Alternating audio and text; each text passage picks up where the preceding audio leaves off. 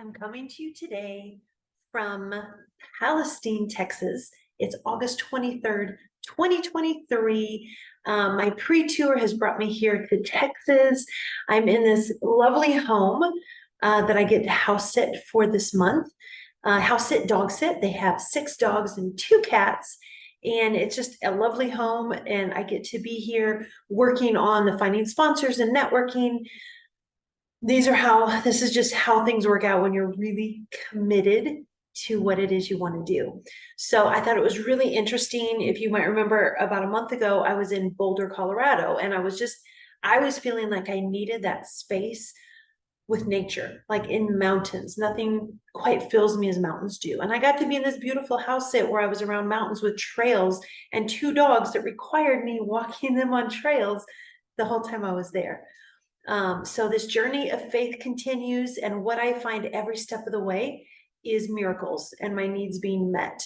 So I want to start off today just with a great amount of gratitude for this journey and how it's taking me where it needs to take me. And I want to encourage you, if you have a dream and an idea of something big to do, but you don't know how to make it happen, take the first step. You don't need to know step 5 and step 10 if you're on step 1. But if you know step 2, then you need to take that step. So really, I just wanted to stop by today real quick. I know I hadn't made a video in like a week. Since I made my last video, it might have been 2 weeks.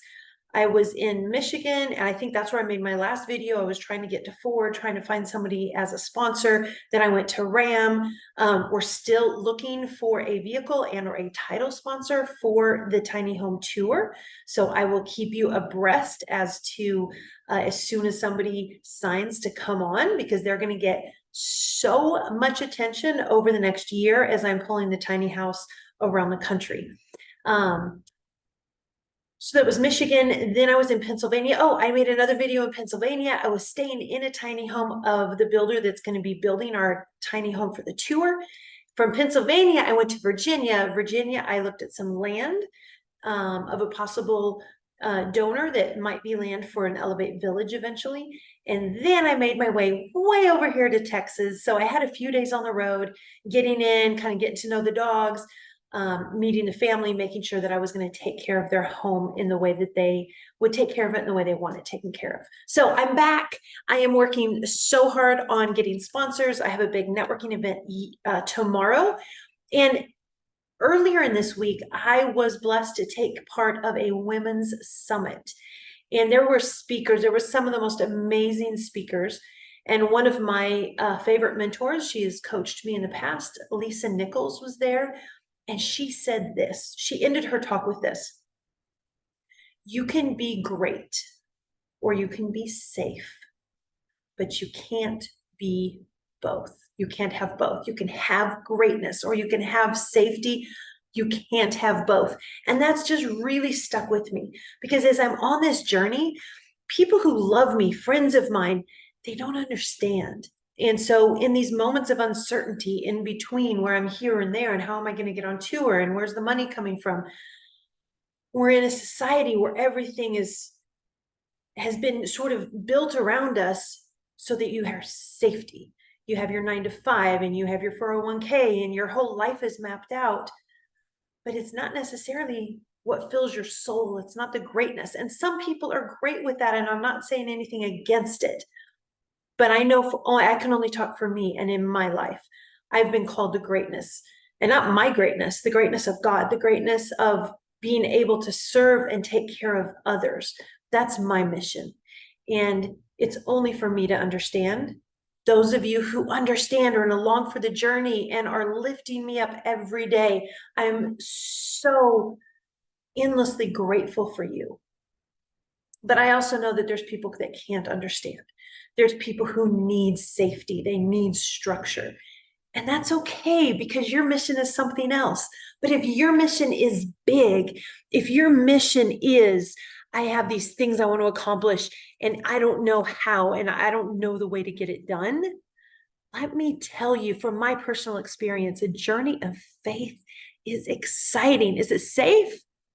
No. But this is where greatness comes from.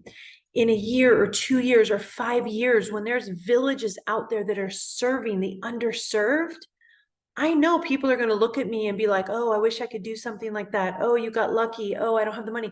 Guess what? Anyone can do this. We all have the same grace given into our lives. So if there's something big in you, a big dream, a big goal, a big desire, you're not going to know all the steps. You're not going to have the safety. But if you don't jump out and just give it a try, you'll never know. And you know what? If you fail at it, you're going to learn some lessons, and it's going to give you some knowledge for the next step and the next dream and the next thing. So today I just really wanted to stop by, say hello, let you know I'm here in Texas, going to do some great networking tomorrow. I'm excited for who I'm going to meet. But today I'm just sitting in this space of being okay, chasing this great vision, this great dream that was given to me.